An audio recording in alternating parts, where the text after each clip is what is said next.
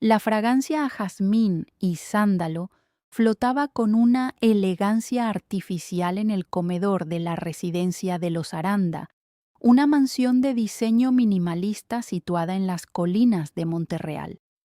Las luces LED ocultas tras molduras de yeso perfecto bañaban la mesa de madera de nogal con un resplandor cálido que, en teoría, debía invitar a la confidencia y a la alegría.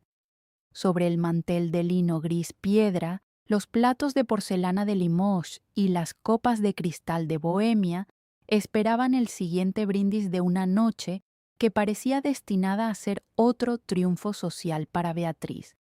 Ella, vestida con un atuendo de seda color esmeralda que resaltaba su mirada ambiciosa, se movía en la conversación con la destreza de una directora de orquesta.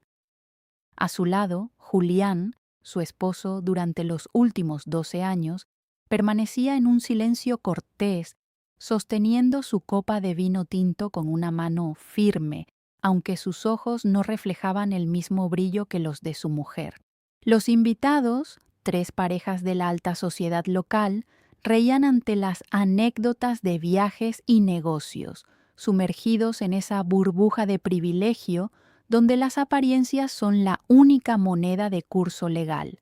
Fue justo entre el segundo plato y el postre cuando Beatriz, espoleada por el alcohol y una necesidad patológica de ser el foco de atención, decidió que era el momento de soltar la broma que llevaba rumiando toda la velada. La conversación había girado hacia la tecnología, los nuevos modelos de coches eléctricos y la obsolescencia programada de los dispositivos móviles. Con una sonrisa cargada de una condescendencia juguetona, Beatriz apoyó una mano sobre el hombro de Julián y miró a sus amigos con complicidad. Dijo que, al igual que uno cambia de teléfono cuando la batería empieza a fallar o el procesador se vuelve lento, ella estaba considerando seriamente iniciar un proceso de actualización para su marido. Argumentó entre risas estridentes que Julián se había convertido en un modelo vintage, un poco aburrido, demasiado predecible y falto de esas funciones modernas que una mujer de su calibre necesitaba para mantenerse estimulada. Comparó su matrimonio con un contrato de leasing que estaba a punto de expirar, sugiriendo que tal vez era hora de buscar un prototipo más joven, con más potencia y un diseño más aerodinámico. El aire en la habitación pareció espesarse de repente, transformándose de un fluido ligero a una sustancia densa y difícil de respirar. Aunque las risas de los invitados se produjeron por inercia, fueron breves, forzadas y terminaron en una serie de carraspeos incómodos. Elena, una de las amigas más cercanas de Beatriz, bajó la mirada hacia su plato, mientras que Marcos, su esposo, jugueteó con el tallo de su copa sin saber muy bien hacia dónde mirar.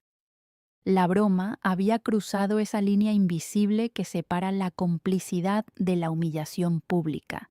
Julián no se inmutó físicamente, no retiró el hombro, no suspiró, ni siquiera cambió su expresión facial. Sin embargo, hubo un cambio casi imperceptible en sus pupilas, una chispa de frialdad que sugería que algo dentro de él se había quebrado definitivamente, o quizás que finalmente se había liberado.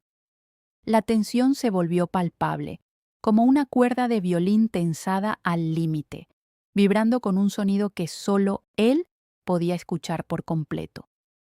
Julián dejó la copa sobre la mesa con una delicadeza quirúrgica. El leve clink del cristal contra la madera sonó como un disparo en el silencio que se había apoderado del comedor. Miró a Beatriz, no con ira, sino con una serenidad que resultaba mucho más aterradora. Su voz, cuando finalmente habló, fue baja, modulada y desprovista de cualquier rastro de resentimiento superficial. Le agradeció su honestidad sobre la necesidad de una actualización, admitiendo que, efectivamente, La obsolescencia es un proceso inevitable cuando las partes dejan de funcionar en armonía, pero luego, con una precisión gélida, añadió que el problema de los modelos antiguos es que a veces conservan demasiada memoria de los errores del sistema. Miró fijamente a su esposa y le dijo que entendía perfectamente su deseo de buscar un modelo más moderno, especialmente cuando ella ya había estado realizando pruebas de rendimiento fuera de casa durante los últimos 6 meses. La mención fue tan directa que el rostro de Beatriz perdió todo rastro de color, pasando del rubor del vino a una palidez cenicienta en cuestión de segundos. La revelación pública cayó sobre la mesa como una granada de fragmentación. Julián no se detuvo ahí. El muro de contención se había roto y la verdad fluía con una fuerza devastadora. Con una calma absoluta, comenzó a detallar los encuentros de Beatriz con un tal Ricardo, un consultor financiero 10 años menor que ellos, mencionando fechas específicas, nombres de hoteles boutique en la costa y hasta los mensajes de texto que ella creía haber borrado, pero que habían quedado registrados en la cuenta compartida de la nube familiar. Los invitados estaban petrificados, convertidos en estatuas de sal ante el espectáculo del desmoronamiento de una vida perfecta.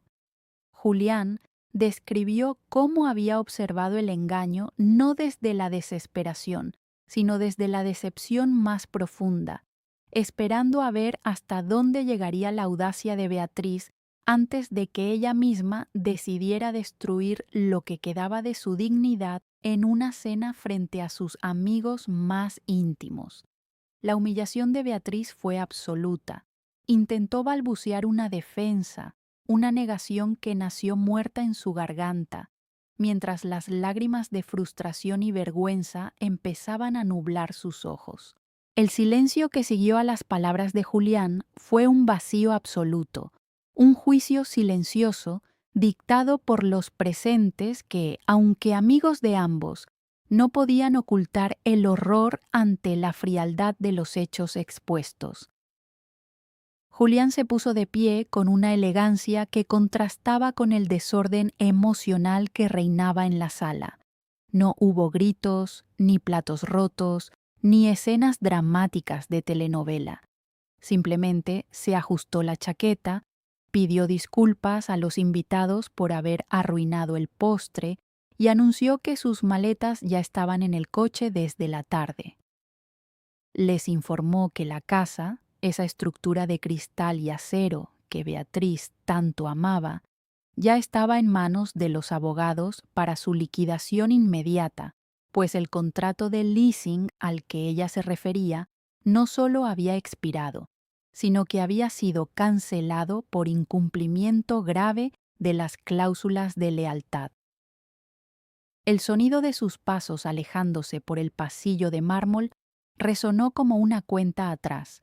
Se escuchó el motor del coche encenderse en el garaje y el suave zumbido del portón automático cerrándose, un sonido que marcó el fin de una era. Los invitados, incapaces de procesar la magnitud de lo ocurrido, se despidieron con excusas apresuradas y gestos de consuelo que se sentían vacíos y mecánicos. En menos de 15 minutos, Beatriz se encontró sola en el inmenso comedor. Las velas se habían consumido hasta dejar solo un rastro de cera derretida, y el aroma a jazmín ahora le resultaba nauseabundo, como el perfume en un velatorio. La casa, que siempre había sido su santuario de estatus, se transformó de repente en una caja de resonancia donde cada uno de sus sollozos rebotaba contra las paredes vacías, recordándole que su broma había sido el último clavo en el ataúd de su propia seguridad. Pasaron las horas y la oscuridad se filtró por los grandes ventanales, borrando las siluetas del jardín perfectamente cuidado. Beatriz subió a la habitación principal solo para encontrar el armario de Julián completamente vacío.